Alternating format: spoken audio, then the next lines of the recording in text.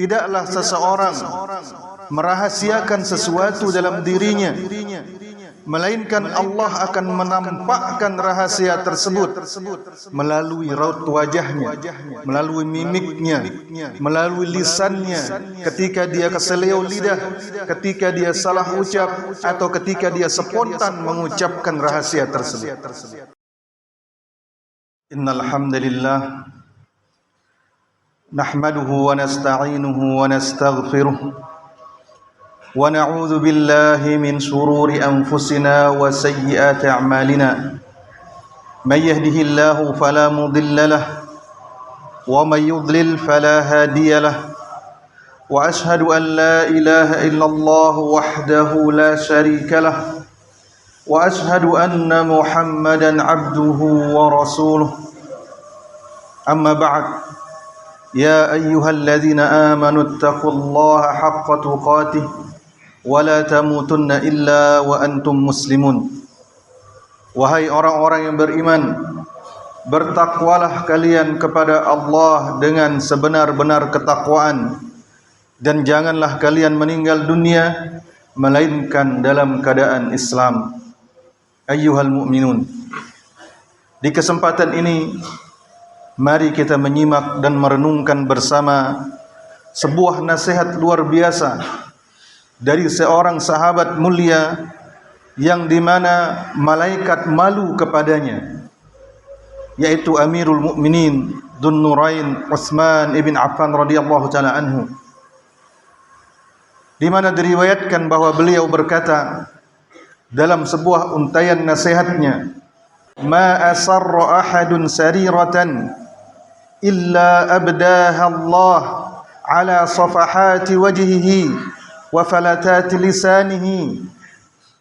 Tidaklah seseorang merahasiakan sesuatu dalam dirinya, melainkan Allah akan menampakkan rahasia tersebut melalui raut wajahnya, melalui mimiknya, melalui lisannya, ketika dia keseleo lidah, ketika dia salah ucap, atau ketika dia spontan mengucapkan rahasia tersebut.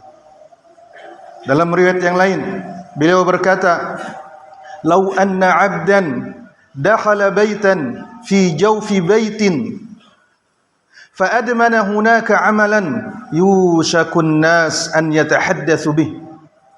Seandainya ada seseorang masuk ke dalam kamar yang paling dalam di rumahnya, lalu di kamar yang paling tersembunyi tersebut dia terus-menerus melakukan sebuah perbuatan, maka manusia akan bisa membicarakan apa yang dirahasiakannya tersebut.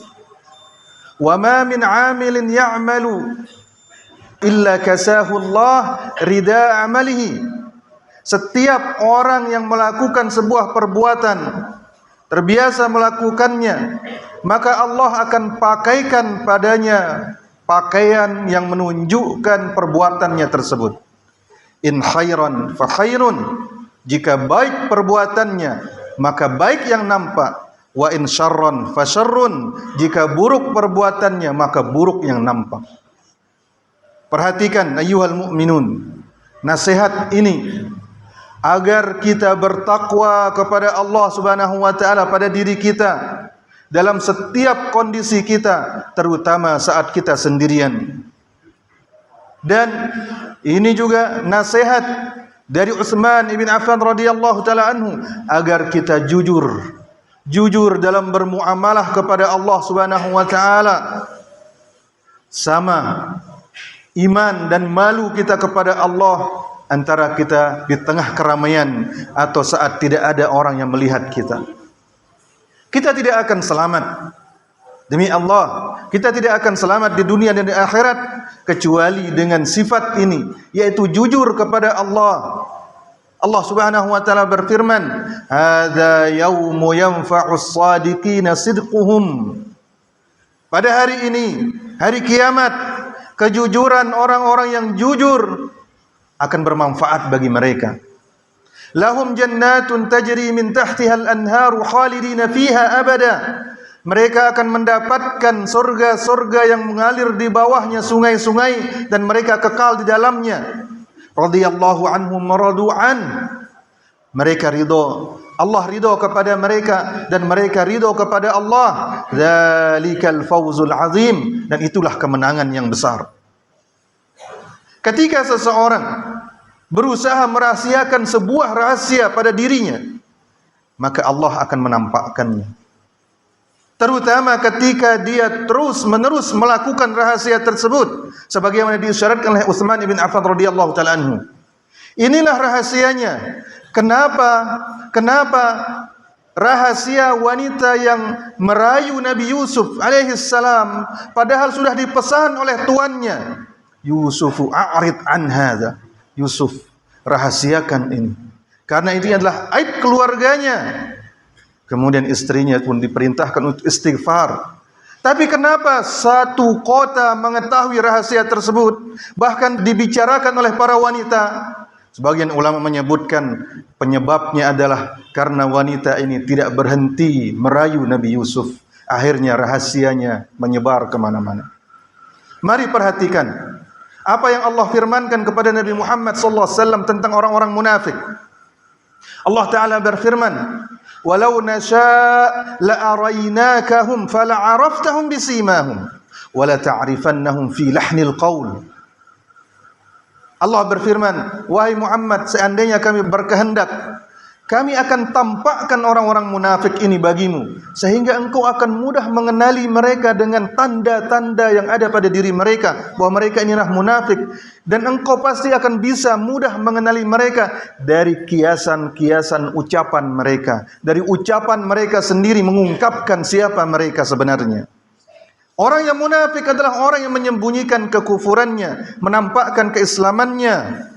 Tapi Allah tampakkan siapa mereka kepada Rasulullah sallallahu alaihi wasallam. Sebaliknya, orang dekat-dekat Fir'aun yang beriman, di antaranya istrinya Asia, mereka menyembunyikan keimanan mereka. Tapi ketika mereka berhadapan dengan para penyelisih dakwah, penyelisih Nabi Musa, mereka akhirnya ketahuan juga sebagai orang yang beriman, sehingga disiksa oleh Fir'aun sedemikian rupa. Aqulu qawli hadza wa astaghfirullah li wa lakum.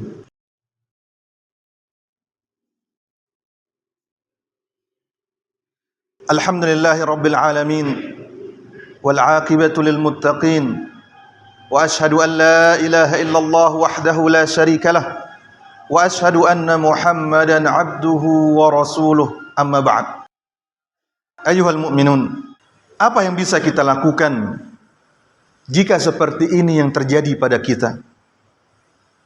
Di antara yang bisa kita lakukan adalah seperti yang dinasihatkan oleh sahabat yang lainnya, yaitu Salman Al-Farisi radhiyallahu taala anhu, di mana beliau berkata radhiyallahu taala anhu, "Idza asa'ta sayyi'atan fi sarirah fa ahsin hasanatan fi sarirah." Jika engkau telah melakukan sebuah dosa secara rahasia, kau sengaja melakukannya, namun rahasia, maka balaslah dengan melakukan kebaikan secara rahasia pula. Wa idza asa'ta sayyi'atan fi 'alaniyah fa ahsin hasanatan fi 'alaniyah. Jika engkau terang-terangan melakukan dosa, balas dengan terang-terangan pula melakukan kebaikan. Likai yakunu hadhihi bihadhihi, agar kebaikan itu menghapus keburukan. Allahumma salli ala Muhammad wa ala ali Muhammad kama sallaita ala Ibrahim wa ala ali Ibrahim innaka Hamidum Majid. وبارك على محمد وعلى آل محمد كما باركت على إبراهيم وعلى آل إبراهيم إنك حميد مجيد. ربنا اغفر لنا ولإخواننا الذين سبقونا بالإيمان ولا تجعل في قلوبنا غلا للذين آمنوا ربنا إنك رؤوف رحيم. اللهم آتنا في الدنيا حسنة وفي الآخرة حسنة وقنا عذاب النار. وصلى الله على نبينا محمد وعلى آله وصحبه وسلم وآخر دعوانا أن الحمد لله رب العالمين.